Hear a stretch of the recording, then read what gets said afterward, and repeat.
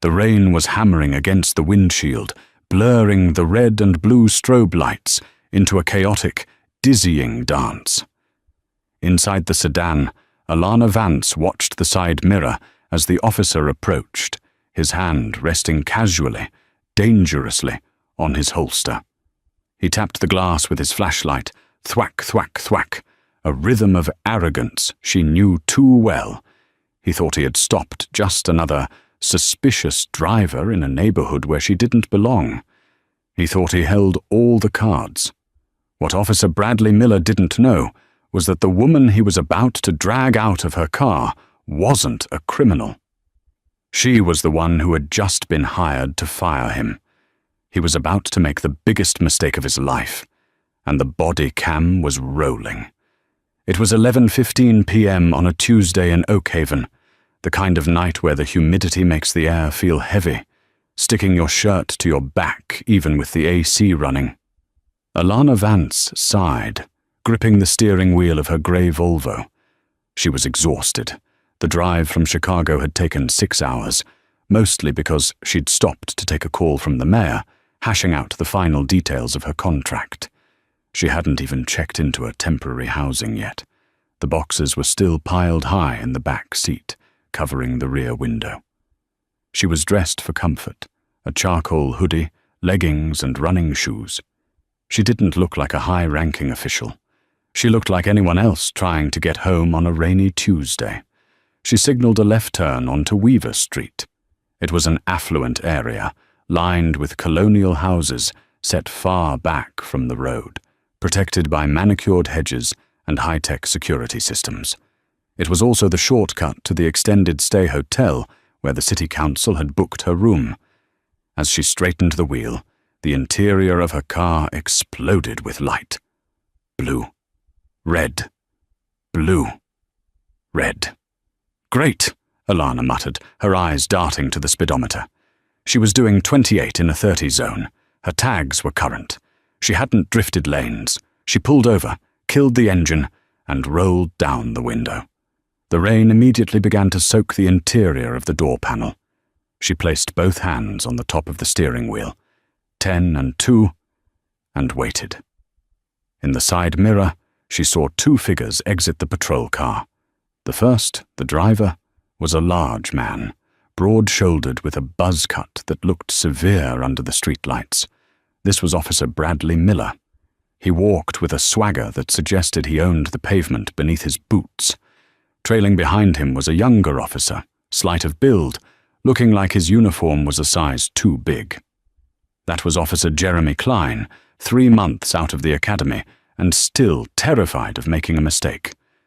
Miller shone his flashlight directly into Alana's face, blinding her. "License and registration," Miller barked. "No good evening. No.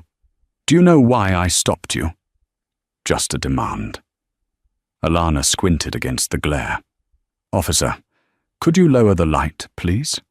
I'm reaching for my purse in the passenger seat." "Keep your hands where I can see them," Miller shouted, his hand twitching toward his weapon. "I didn't tell you to move." "You asked for my license," Alana said, her voice level, calm. She had been a cop for 20 years. She knew the dance. She also knew that Miller was already escalating this beyond necessity. "It is in my purse. I am informing you of my movements, so you don't feel threatened." "Don't tell me how to do my job," Miller sneered. He leaned in closer, the rain dripping from the brim of his hat onto her shoulder. "You're in a real nice neighborhood for a car like this, aren't you? Old Volvo, boxes in the back. Looks like you're living out of it." "I'm moving," Alana said. "I just arrived in town." "Moving into Weaver Street?" Miller laughed, a harsh, grating sound. "I doubt that. We've had a lot of break-ins around here lately. Porch pirates, drifters." "I'm not a drifter, officer." She glanced at his badge. "Miller, and I wasn't speeding." "You have a tail light out," Miller lied. Alana knew it was a lie. The dashboard indicator would have told her. "Is that so?" "And now I smell alcohol," Miller said, a wicked grin spreading across his face. The air in the car went cold. Alana hadn't had a drink in 12 years. That is impossible. I am completely sober. That's for me to decide. Step out of the vehicle. Officer, I am not stepping out of the vehicle for a broken tail light. I can wait here while you run my plates. Miller yanked the door handle. It was locked. Open the damn door, or I'll break the window. Failure to comply. Klein, get over here. Officer Klein hurried to the passenger side, looking nervous. Brad, Officer Miller, maybe we should just write the fix-it ticket. She seems... Shut up, Klein, Miller snapped without looking back. She's resisting. She's probably got drugs in those boxes. Open the door. Alana took a deep breath. She knew that legally, in this jurisdiction, she had to exit if ordered, even if the order was based on a fabrication. Fighting it physically would only give him the excuse he was desperate for. She unlocked the door. Miller ripped it open and grabbed her by the wrist, hauling her out onto the wet asphalt. She stumbled, her sneaker slipping on a patch of oil. "Whoa, easy," she said, wincing as his grip tightened on her forearm. "Turn around, hands on the hood." Miller shoved her against the wet metal of her own car. The heat of the engine radiated through the hood, contrasting sharply with the cold rain soaking her back. "Officer Miller," Alana said, her face pressed against the windshield wiper. "You are making a serious error in judgment. I strongly suggest you check my ID before you proceed." "I don't care who you think you are," Miller hissed into her ear. "You're just another vagrant cluttering up my beat." He kicked her feet apart, patting her down aggressively. His hands lingered too long, searched too roughly. It wasn't just a search for weapons, it was a humiliation tactic. "Klein, search the car," Miller ordered. "Brad, we don't have probable cause," Klein stammered. "I said I smell alcohol. That's probable cause. Toss those boxes. If you find so much as a roach clip, we're booking her for possession." Alana closed her eyes. She listened to the sound of Klein rummaging through her personal belongings, her books, her uniforms carefully folded in dry cleaning bags at the bottom of the stack, her framed photos of her late husband. "You're going to regret this," Alana said softly. Miller spun her around and slammed her against the doorframe. "Is that a threat? Are you threatening an officer of the law?" "It's a promise," she replied, her eyes locking onto his. There was no fear in them, only a steely, terrifying resolve. Resisting arrest, disorderly conduct, threatening an officer. Miller recited the charges like a grocery list. He unclipped his handcuffs. "You're going for a ride." The backseat of a patrol car is designed to be uncomfortable. It is a hard, plastic shell meant to strip away dignity. Alana sat with her hands cuffed behind her back, the metal biting into her wrists. The plexiglass divider separated her from the front seat, but it didn't block out their voices.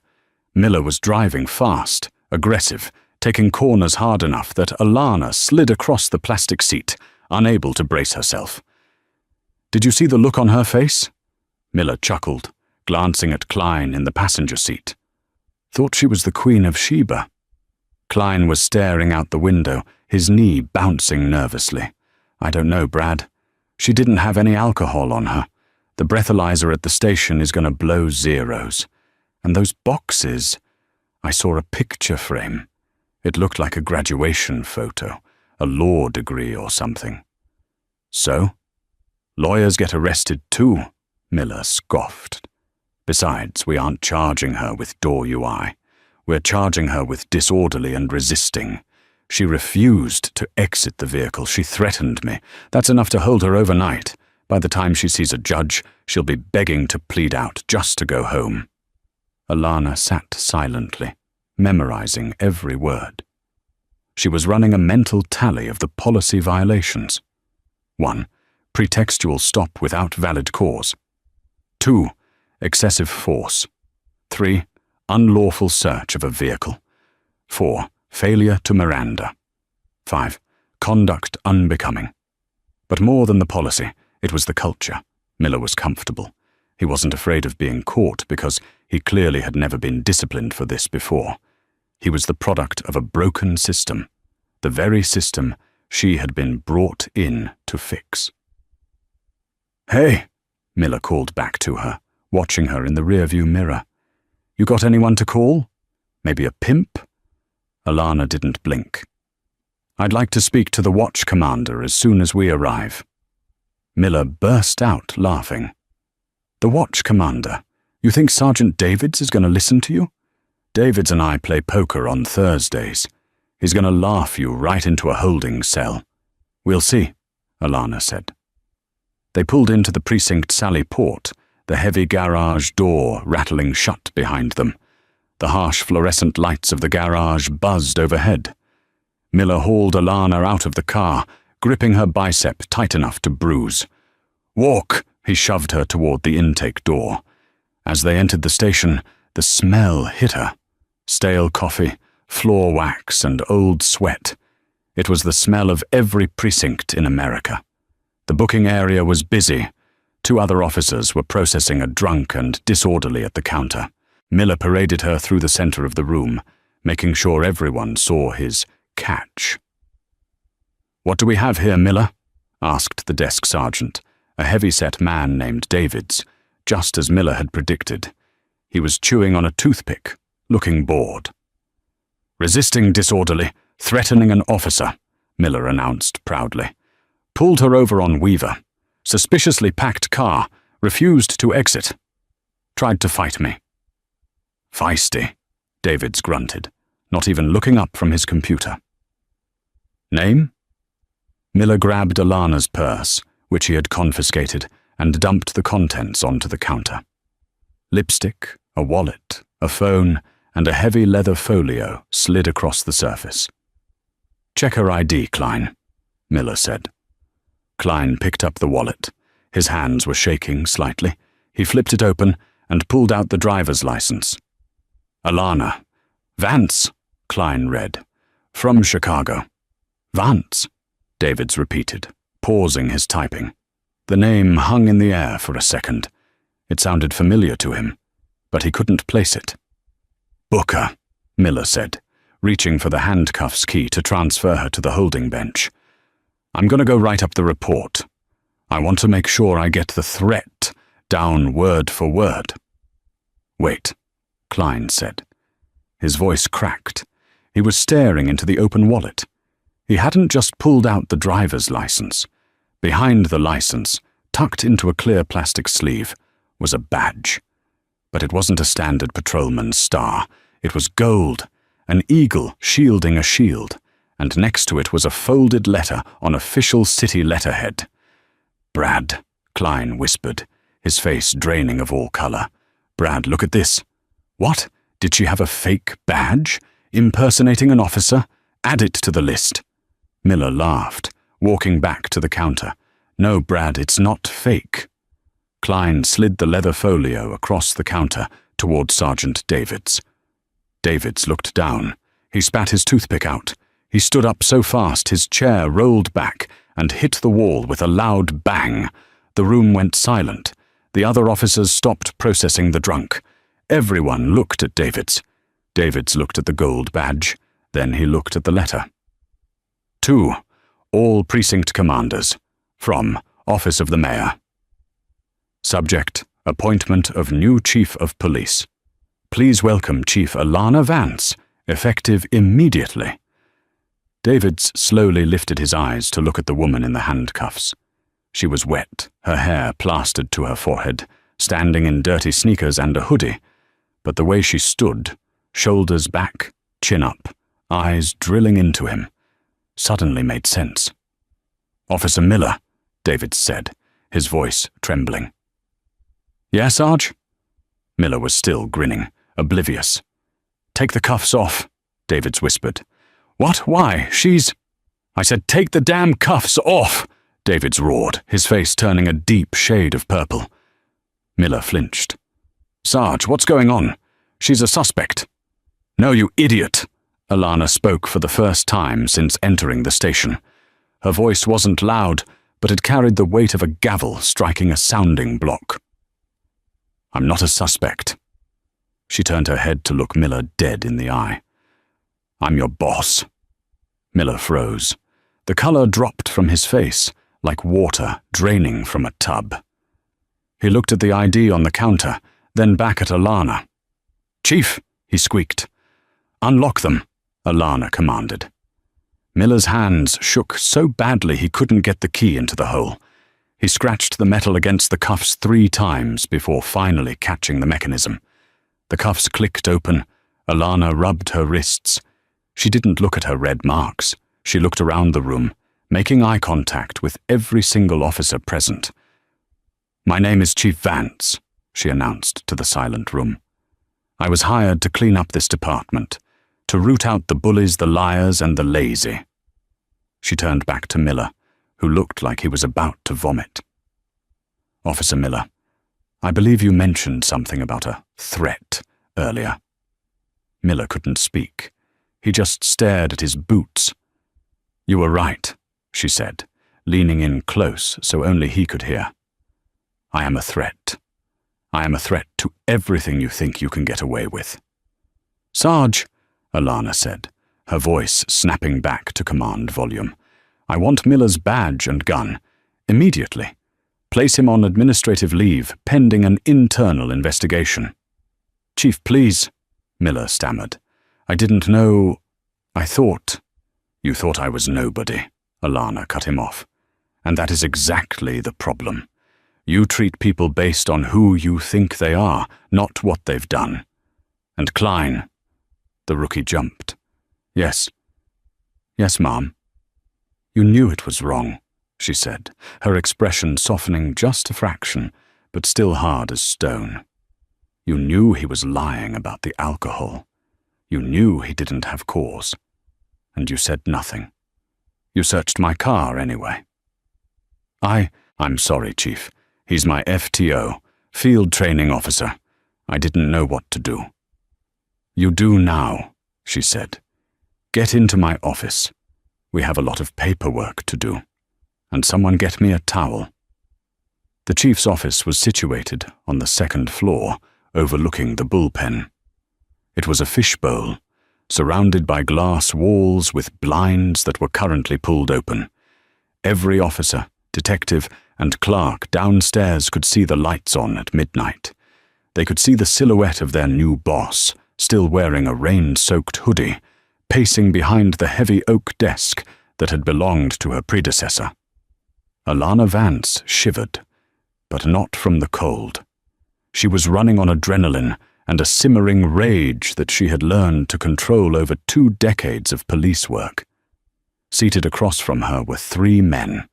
Sergeant Davids, who looked like he wanted to melt into the floor. Officer Bradley Miller, who had regained some of his color and was now wearing a look of sullen defiance. And Frank O'Connell, the police union representative who had been dragged out of bed and smelled of stale cigarettes and mouthwash. "Let's be clear," O'Connell started, leaning back in his chair. Officer Miller followed protocol. He initiated a traffic stop based on a broken tail light. The driver, you, Chief, was uncooperative. He didn't know you were the chief. He treated you like any other citizen. Alana stopped pacing. She placed her hands on the desk and leaned forward. "That, Mr. O'Connell, is exactly the problem. He treated me like he treats any other citizen. And we are going to see exactly what that looks like." She tapped the keyboard on her laptop. She had already pulled the footage from the cloud server. The large monitor on the wall flickered to life. The room was filled with the sound of rain and the rhythmic thwack, thwack, thwack of Miller's flashlight hitting Alana's window. "Keep your hands where I can see them. I didn't tell you to move." Miller on the screen was aggressive, his voice dripping with contempt. Miller in the chair shifted uncomfortably. "You're in a real nice neighborhood for a car like this, aren't you? Old Volvo, boxes in the back. Looks like you're living out of it." Alana paused the video. The image froze on Miller's sneering face, illuminated by the dash lights. "Tell me, Officer Miller," Alana said, her voice dangerously soft. "What part of the penal code makes it illegal to drive an older car in a wealthy neighborhood? Cite the statute for me." Miller clenched his jaw. "It was suspicious behavior. Weaver Street has had burglaries." "Suspicion requires articulable facts," Alana countered, "not socio-economic profiling. Let's continue." She played the clip where Miller claimed to smell alcohol. "And now I smell alcohol." Alana paused it again. "I have been sober for 12 years, officer. I haven't touched a drop. The breathalyzer results from the station intake log, which Sergeant Davids just processed, read .20. So, either you have a sinus infection, or you lied to manufacture probable cause to get me out of the car." "I might have been mistaken," Miller muttered. "It was raining. Smells get mixed up." "You lied," Alana corrected him. "And then you escalated." The video played on, the sound of Miller ripping the door open, the way he yanked Alana out, the way he kicked her legs apart. The brutality was undeniable.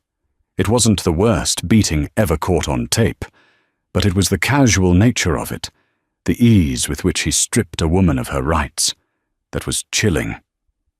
When the video finished, the room was silent. Even O'Connell, the union rep whose job was to defend the indefensible, looked weary. "This is a training issue," O'Connell tried. He was zealous. He was worried about the neighborhood. "This is not a training issue," Alana said. "This is a character issue. Officer Miller, you violated my Fourth Amendment rights. You filed a false police report claiming I was swerving. The dashcam shows I was perfectly in my lane. You used excessive force on a compliant subject." She stood up straight. "Badge and gun. Now." "You can't fire me without a hearing," Miller snapped, standing up. "I have rights. I have the union." "I'm not firing you yet," Alana said, her eyes cold. "I am placing you on unpaid administrative leave, pending a full internal affairs investigation. But let me be clear, Miller. I am going to personally review every single arrest you have made in the last 3 years. If I find a pattern, and I suspect I will, you won't just lose your job. I will refer your case to the district attorney for prosecution on civil rights violations." Miller stared at her. For the first time, the reality hit him. This wasn't just a reprimand. This was the end of his career. He unholstered his weapon with shaking hands, placing it on the desk with a heavy clunk. Then he unpinned his badge. He slammed it down next to the gun. "You're making a mistake," Miller hissed. "You don't know how this town works. You come in here from Chicago thinking you can change things. Oak Haven eats people like you." "Get him out of my office," Alana said to Davids. Davids escorted a fuming Miller out. O'Connell lingered for a moment. "Chief," O'Connell said, his tone shifting from adversarial to warning. "Miller is a jerk. We all know that. But he's got friends. Powerful friends. Captain Sterling isn't going to like you taking out one of his top earners on your first night." "Top earners?" Alana raised an eyebrow. "Since when is policing a for-profit enterprise?" O'Connell just smirked, tipped an imaginary hat, and walked out. Alana was finally alone.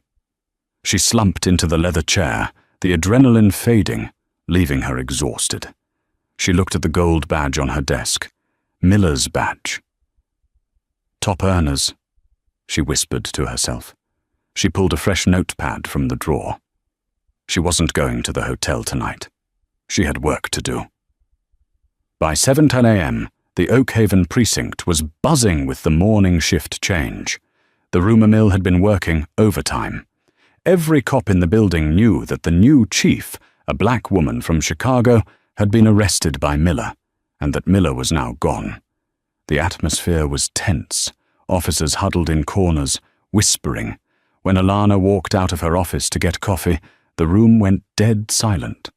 She had changed into a fresh uniform she'd retrieved from her car. It was crisp, perfectly tailored, with 4 stars on each collar. She didn't look like the victim from the night before. She looked like a predator surveying her territory. "Good morning," she said, her voice projecting clearly across the bullpen. A scattered, mumbled, "Good morning, Chief," rippled through the room. "Roll call in 10 minutes, she ordered. "I want everyone there, patrol, detectives, and administration." She went back to her office, but she didn't sit down. She was waiting for someone. A knock came at the door. "Enter." Officer Jeremy Klein walked in. He looked like he hadn't slept. His eyes were red, and he was wringing his hands. "You asked to see me, Chief?" "Sit down, Klein." Klein sat on the edge of the chair, looking ready to bolt. "I reviewed your file, Klein," Alana said, picking up a folder. "Top of your class at the academy. High marks in ethics. Your instructors said you were smart, empathetic, and observant." Klein looked down at his shoes. "Thank you, Mom. So tell me," she said, dropping the file on the desk, "how does a smart, empathetic officer stand by and watch his partner fabricate charges against an innocent woman?" I tried, Chief. I told him we didn't have cause." "You whispered it," Alana said. "You let him steamroll you. Why?" Klein looked up, his eyes wet. "Because it's Miller. And it's not just Miller. It's Captain Sterling. It's the whole squad, Chief. If you speak up against a senior officer here, you don't just get hazing, you get left alone on calls. Your backup takes 5 minutes too long to get there when you're wrestling a guy with a knife. It's dangerous to be a rat in Oakhaven." Alana nodded slowly. She knew the code of silence. It was the blue wall, and it was the hardest thing to break in policing. "I understand fear, Klein, but I don't accept it as an excuse, not when you carry a gun and a badge." She leaned in. "You have a choice right now. Miller is going down. That is a certainty. The question is, are you going down with him as an accessory to civil rights violations, or are you going to be the officer I think you can be?" "What do you want me to do?" Klein asked. O'Connell mentioned that Miller was a top earner. "What does that mean?" Klein hesitated. He looked at the glass walls, checking if anyone was watching. "Civil asset forfeiture. We seize cash, cars, jewelry, anything suspected of being involved in a crime. Even if we don't charge the person, the department keeps the property unless they sue to get it back. Most people can't afford the lawyer to sue." "That's federal law," Alana said, "but it has to be tied to a crime." "Miller, he stretches it," Klein whispered. "He targets out-of-towners, people with cash. He pulls them over on Weaver Street. It's the main corridor to the highway. He finds a reason to search, finds the cash, seizes it. The department keeps 80%. The city loves it because it pads the budget. Captain Sterling gives bonuses, off the books, to the guys who bring in the most seizures." Alana felt a chill run down her spine. It wasn't just bullying. It was highway robbery with a badge. "Weaver Street," Alana said, realizing. "He said I was in a nice neighborhood. He wasn't profiling me for being black in a white neighborhood. He was profiling me as a target for theft. He saw the boxes. He thought I was moving cash or valuables." Klein nodded. "He thought you were a mule, or someone running from a divorce with all her jewelry. He was disappointed when he only found books." Alana stood up and walked to the window. This was worse than she thought. The corruption went up to the captain, and potentially to the city hall that loved the budget surplus. "Who is Captain Sterling?" Alana asked. "Captain Roy Sterling, commander of the Special Operations Division. He runs the drug task force and the traffic interdiction unit. He's the real power here, Chief. The last chief tried to rein him in. He resigned after 6 months due to health reasons." "I see," Alana said. She turned back to Klein. "You are going to go back to work, Klein. You're going to keep your head down. But from this moment on, you work for me. You are my eyes and ears. If Sterling makes a move, if Miller contacts anyone, you tell me." "Yes, Chief. Go." Klein left. Alana checked her watch. It was time for roll call. She walked out to the briefing room. 30 officers were seated. Standing at the front, leaning against the podium, was a man Alana hadn't met yet, but she recognized him from his file photo. Captain Roy Sterling. He was handsome in a rugged, weathered way. Silver hair, perfectly tanned, wearing a suit that cost more than a patrolman's yearly salary. He was smiling, chatting with the officers. He looked like a politician, not a cop. When Alana entered, Sterling pushed off the podium and extended a hand. "Chief Vance," he boomed, his voice smooth as silk. "Welcome to Oak Haven. I was just telling the boys and girls how lucky we are to have you. Terrible business last night with Miller, just terrible. Bad apple, you know.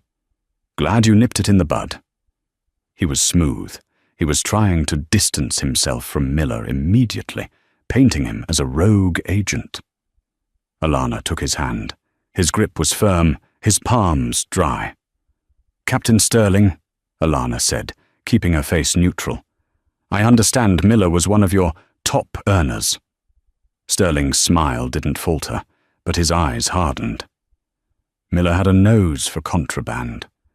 Sometimes, zealousness can be mistaken for efficiency. But we're all on the same team here, Chief. We all want a safe city. "We do," Alana said, stepping up to the podium and taking the space, effectively forcing Sterling to step aside. "But my definition of safety includes safety from the police." She looked out at the sea of faces. "My name is Chief Alana Vance. Some of you met me last night under less than ideal circumstances. Let me set the ground rules for my administration." She held up a file folder, Miller's disciplinary file. "Officer Miller is suspended. He will likely face criminal charges, not because he stopped the chief of police, but because he forgot the oath he swore." She locked eyes with Sterling. "I am ordering a full audit of the asset forfeiture program, effective immediately. Every dollar seized in the last 5 years will be accounted for. Every stop reviewed. If you are a good cop, you have nothing to fear. I will have your back like a lioness. But if you are using this badge to line your pockets..." She let the silence hang. "Then you better start looking for a new job, because I am not here to make friends. I am here to clean house."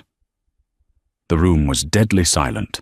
Sterling was still smiling, but it was a tight, rictus grin now.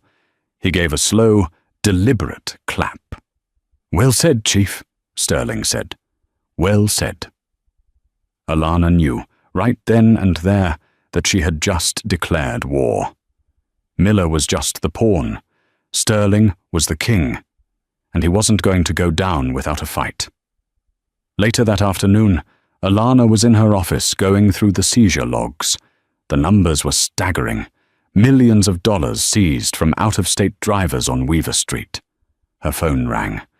It was an unknown number. "Chief Vance," she answered. "You should have just taken the ticket," a distorted voice whispered. "Who is this?" "You're poking around in things you don't understand, Alana.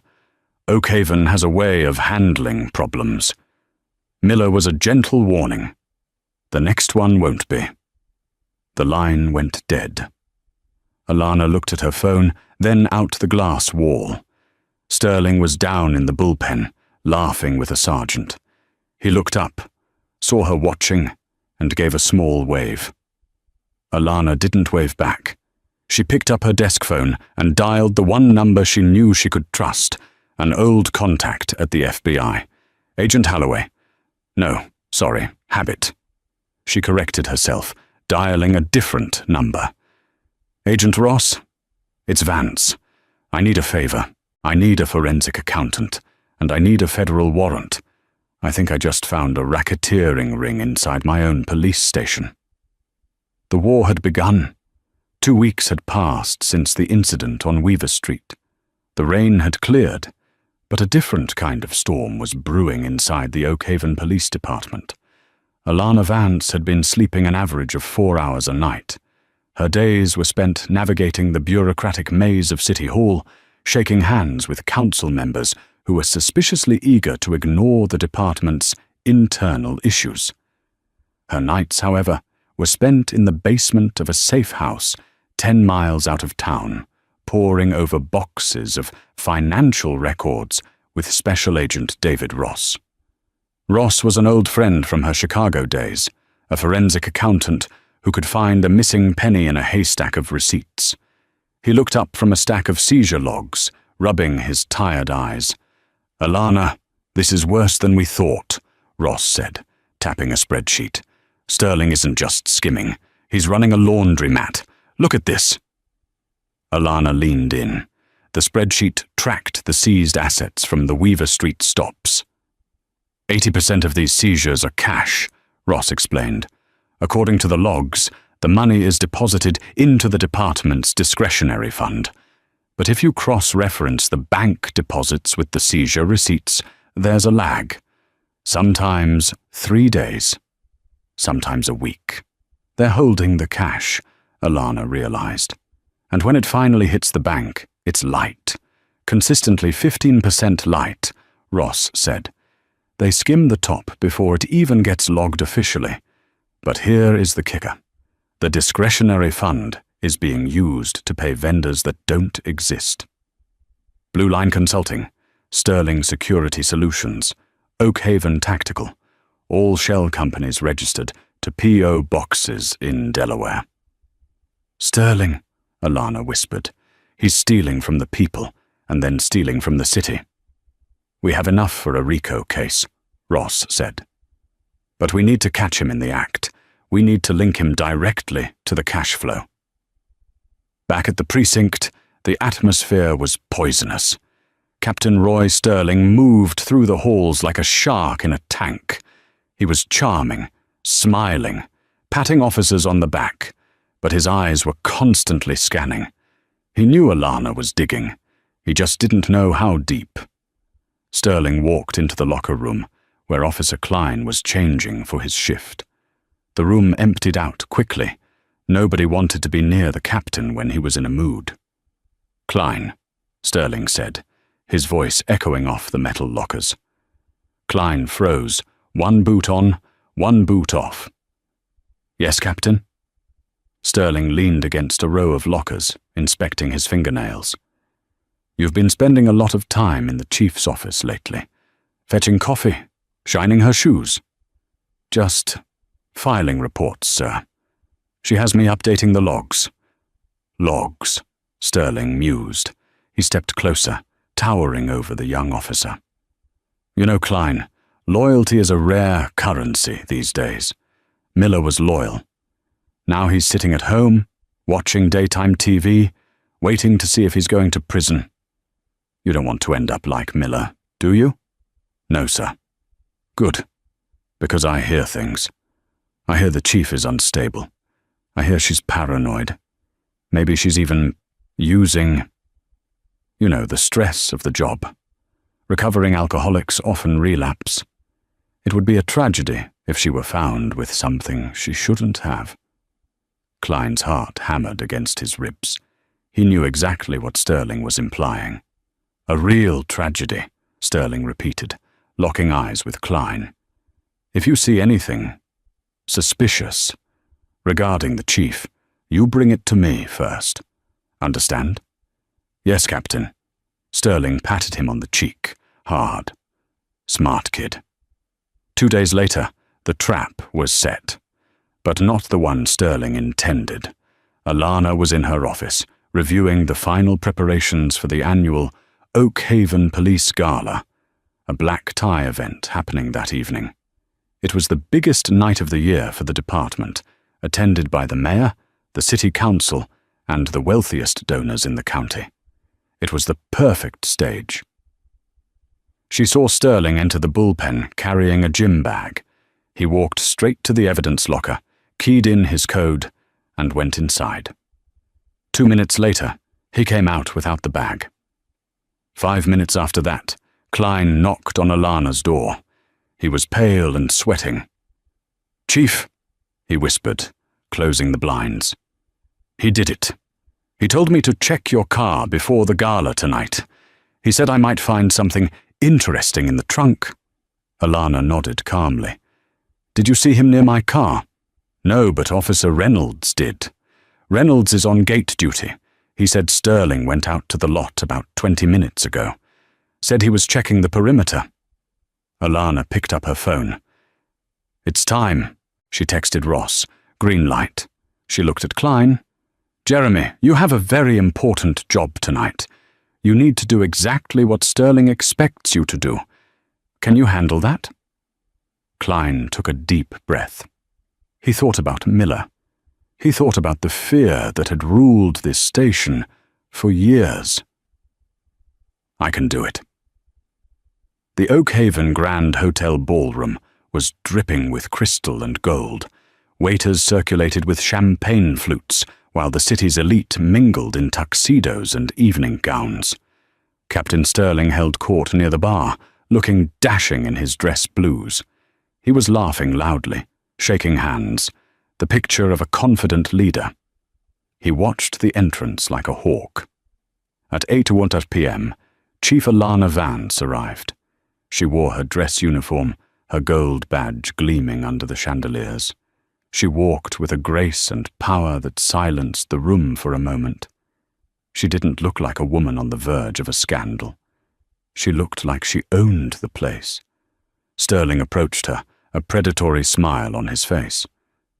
"Chief Vance," he said, raising his glass, "you look stunning. A shame you had such a rough start to your tenure here." "Beginnings are often messy, Captain," Alana replied coolly. "It's how things end that matters." "Indeed," Sterling grinned. He checked his watch. "Speaking of endings," he pulled out his radio, discreetly turning away. "Dispatch, this is Sterling. I have an anonymous tip regarding a vehicle in the VIP lot. A grey Volvo, possible narcotics trafficking. Send a K9 unit immediately." He turned back to Alana, his smile widening. "Just doing my due diligence, Chief. We can't be too careful." Alana didn't flinch. She took a sip of sparkling water. "By all means, Captain. Let's see what you find." The murmurs started as the blue lights flashed outside the ballroom windows. The guests drifted toward the glass doors leading to the valet stand. Sterling ushered the mayor and several council members forward. "I hate to do this," Sterling announced loudly, feigning regret. "But we received a credible tip, and no one is above the law. Not even the chief." Outside, a K9 unit, handled by one of Sterling's loyalists, was circling Alana's Volvo. The dog barked and sat down near the trunk. The signal for drugs. "Open it," Sterling commanded. The officer popped the trunk. Sterling stepped forward, eager to do the honors. He reached into the wheel well, exactly where he had planted the kilo of cocaine earlier that afternoon. He pulled out a gym bag. "Well, well, well," Sterling said, turning to the cameras and the shocked crowd. "It seems the chief has brought more than just reform from Chicago." He unzipped the bag and dumped the contents onto the pavement. But instead of white bricks of cocaine, bundles of paper fluttered out. It was Monopoly money. Sterling froze. He stared at the colorful play money scattering in the wind. He dug his hand into the bag, searching frantically. Nothing but fake cash and a single folded piece of real paper. He unfolded it. It was a note. Looking for this? The FBI. The blood drained from Sterling's face. He looked up. Alana Vance was standing on the steps of the hotel, looking down at him. She wasn't smiling. She looked disappointed. "What is this?" Sterling stammered. She switched it. She knew. "Captain Sterling," Alana's voice rang out, clear and authoritative. "You are under arrest." "You can't arrest me," Sterling screamed, his composure shattering. "I run this town. This is a setup." From the shadows of the parking lot, a dozen figures emerged. They weren't Oakhaven PD. They wore windbreakers with 3 yellow letters on the back. FBI. Agent Ross stepped forward, handcuffs in hand. "Roy Sterling," Ross recited. "You are under arrest for racketeering, money laundering, falsifying evidence, and conspiracy to distribute narcotics. We have you on video planting the drugs in the chief's car. We have the bank records. And thanks to Officer Klein, we have the original bag you planted, fingerprints and all." Sterling spun around to find Klein standing next to Alana. The rookie looked terrified, but stood his ground. "You rat!" Sterling lunged at Klein. 2 FBI agents tackled Sterling to the ground. His pristine dress uniform scraped against the dirty asphalt. His face was pressed into the pavement, just as he had ordered his men to do to so many innocent people. "Get your hands off me!" Sterling howled. "Do you know who I am?" Alana walked down the steps. She stopped right next to Sterling's face. "Yes," she said softly. "You're a criminal, Roy, and you have the right to remain silent." She looked at the officer holding the handcuffs. "Cuff him." As they hauled Sterling up, the crowd of donors and politicians watched in stunned silence. The king of Oakhaven was dragged away, kicking and screaming, stripped of his dignity in front of the very people he tried to impress. Alana turned to the crowd. "I apologize for the interruption," she said, "but the Oakhaven Police Department is under new management, and we have a zero-tolerance policy for corruption." The silence held for a second longer, and then, slowly, people began to clap. It started with the valets and the waiters, then the citizens, and finally, the mayor himself joined in. The fall of Captain Roy Sterling was not a quiet affair. It was a demolition. In the months following the arrest at the gala, the Oakhaven Police Department was turned inside out. The FBI raid that followed unearthed terabytes of data. They found evidence of racketeering, wire fraud, and conspiracy that stretched back nearly a decade. Sterling hadn't just been skimming off the top. He had been operating a protection racket for local cartels using the asset forfeiture laws to eliminate their competition while keeping his own hands clean. The trial was the media event of the year. The courtroom was packed every single day. Officer Jeremy Klein took the stand as the prosecution's star witness. He looked young, terrifyingly young, sitting in that box. But when the defense attorney tried to rattle him, tried to paint him as a traitor to the badge, Klein looked at the jury and spoke the truth. "I didn't betray the badge," Klein said, his voice steady. "I scrubbed the dirt off it." Captain Sterling was sentenced to 25 years in federal prison without the possibility of parole. The judge, an iron-faced woman named Justice Deborah Waterson, looked down at the once arrogant captain and said, "You were given a sword to protect the weak, and you used it to rob them. You are not a police officer, Mr. Sterling. You are just a thug in a costume." But the sweetest, most poetic justice was reserved for Bradley Miller. Miller avoided prison time by cutting a plea deal. He testified against Sterling, admitting to falsifying reports and conducting illegal searches under Sterling's orders. In exchange, he received 3 years of probation and was permanently barred from holding any position in law enforcement or private security. He lost his pension. He lost his house in the divorce that followed. But the real twist, the hard karma, came 6 months later. Alana Vance was driving down Weaver Street on a crisp autumn afternoon. The leaves were turning gold, and the rain was long gone. She wasn't in her Volvo anymore. She was in an unmarked city SUV, heading to a town hall meeting. She saw a commotion at the side of the road. A beat-up delivery truck had broken down, blocking the entrance to one of the wealthy estates, the very same driveway where Miller had stopped her that rainy night. Alana pulled over to help. She activated her hazard lights and stepped out. The driver of the truck was on his knees, struggling to change a blown tire in the dirt. He was sweating, his uniform stained with grease, looking miserable and defeated. "Need a hand?" Alana asked. The driver froze. He knew that voice.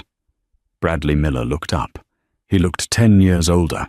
His face was gaunt, the arrogant swagger completely gone, replaced by the hollow look of a man who knows he threw his life away for nothing.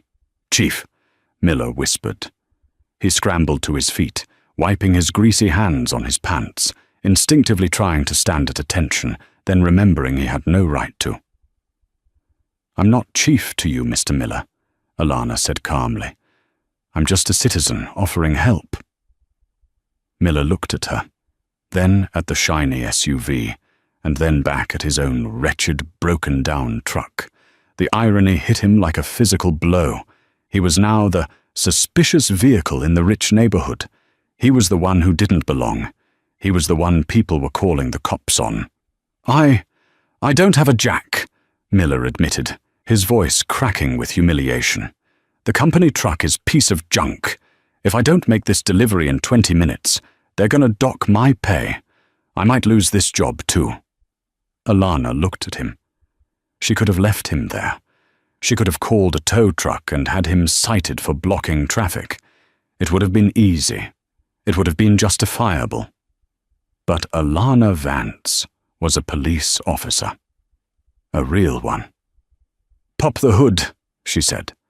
"I have a jack in the back." For 20 minutes, the chief of police and the disgraced ex-officer worked in silence on the side of Weaver Street. Alana jacked up the truck, while Miller fumbled with the lug nuts. When the spare was on, Miller stood back, looking at his shoes. "Why?" Miller asked, his voice barely audible. "After everything I did to you, why help me?" Alana wiped her hands on a rag. She looked at the opulent houses around them, the quiet street where this whole war had started. "Because, Miller," she said, looking him dead in the eye, "my job is to serve and protect the community. And unfortunately for me, you still live in it." She got back in her SUV. "Drive safe," she said, "and fix that tail light. It's out." She drove away, leaving Miller standing in the dust, watching the woman he had tried to destroy save his livelihood. He started to cry, right there on the side of the road. It wasn't a cry of sadness. It was the crushing weight of shame. He finally understood what it meant to be small. 1 year later, the Oakhaven precinct looked the same on the outside, but inside, the air was different. The fear was gone. The blue wall of silence had been dismantled, brick by brick. Sergeant Jeremy Klein, youngest sergeant in the department's history, sat at the front desk. He was reviewing arrest reports, checking body cam footage. A new rookie walked in, looking nervous. He had just brought in a shoplifter.